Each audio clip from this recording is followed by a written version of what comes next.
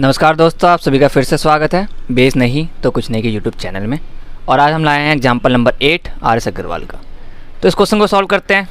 देखिए, सॉल्व करने के लिए सीधा फॉर्मूला अप्लाई करके आप सॉल्व कर सकते हैं, लेकिन फॉर्मूला अप्लाई करने से ज़्यादा अच्छा होता है कि आप क्वेश्चन को समझें और उससे फॉर्मूले खुद बनाएं। ठीक है, तो अ मैन सोल्ड 2 हॉर्सेज, एक आदमी जो है 2 घोड़े बेच देता फॉर 28,560 ईच का मतलब हर एक घोड़ा 28,560 का बिका है। मतलब पहला जो घोड़ा है उसकी जो सेलिंग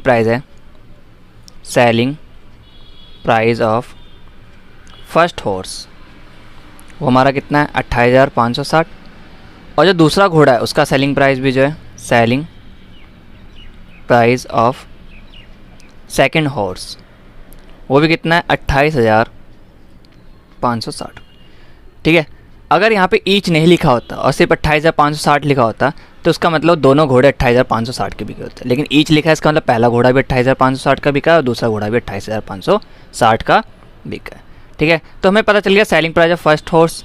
तो मैं इसको ऐसे लिख सकता हूँ SP1, selling price of first घोड़ा is 28,560 and selling price of second घोड़ा इज़ 28,560।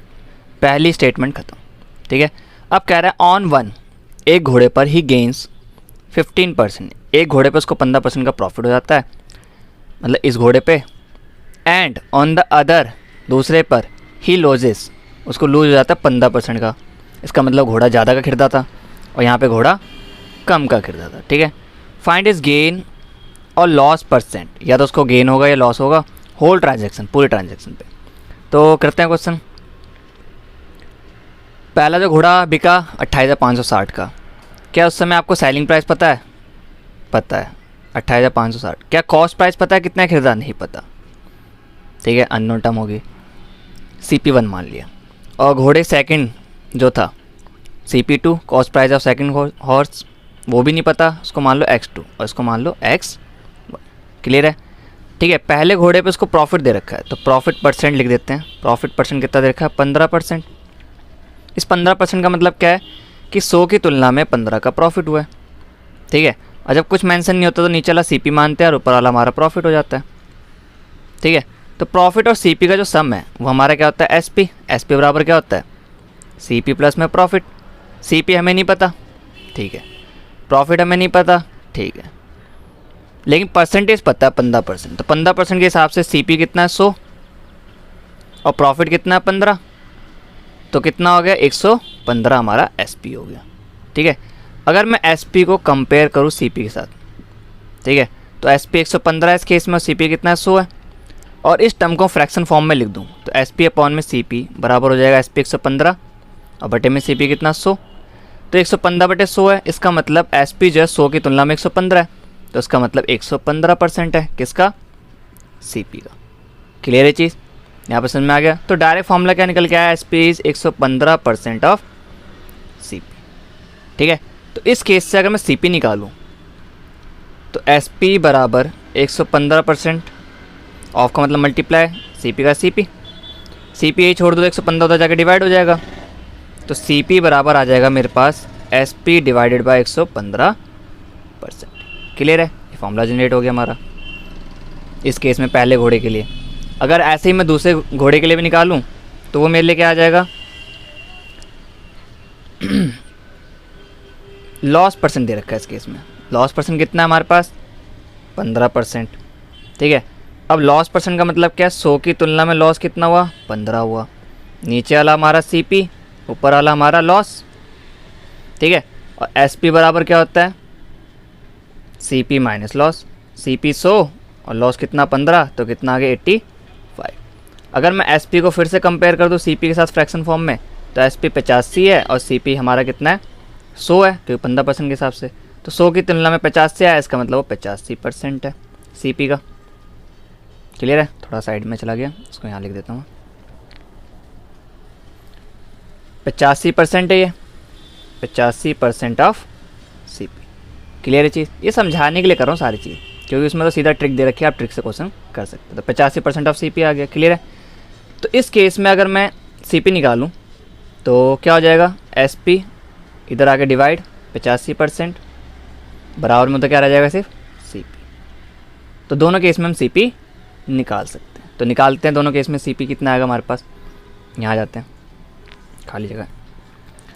पहले केस में जो CP1 है, पहले घोड़े का जो प्राइस है वो कितना होगा, सीधा SP अपॉन में 115%, ठीक है। और SP हमारा कितना है 28,560 बटे में 115% का मतलब क्या है 115, और सेंट का ऊपर मैं 100 भेज देता हूँ, तो ये हमारा CP1 आ गया। क्लियर है। ऐसे अगर मैं CP2 निकालूँ,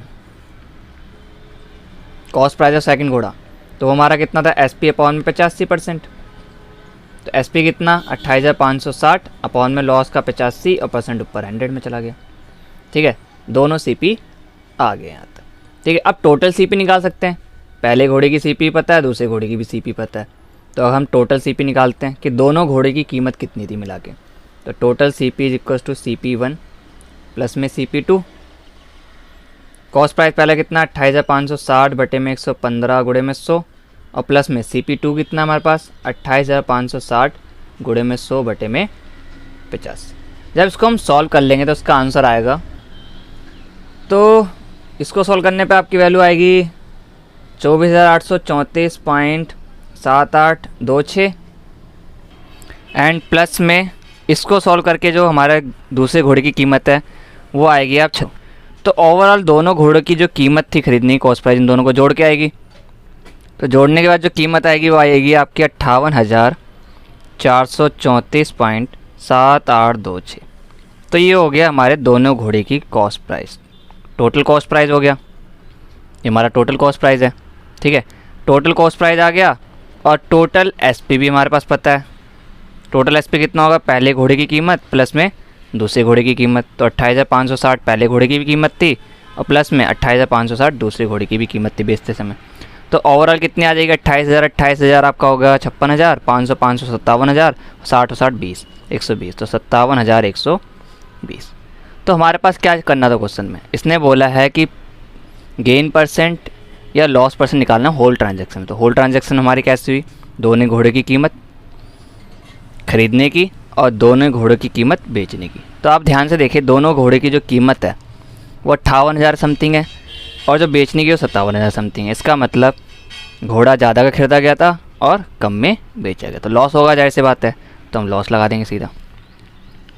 लॉस बराबर क्या होता है, CP माइनस SP, ठीक है। CP हमारा कितना 58,434.7826, और उसमें से हम सब्ट्रैक्ट करेंगे हमारा सेलिंग प्राइस टोटल दोनों घोड़ों का, पहला घोड़ा प्लस दूसरा घोड़ा दोनों, होल ट्रांजैक्शन लेनी है 57,120।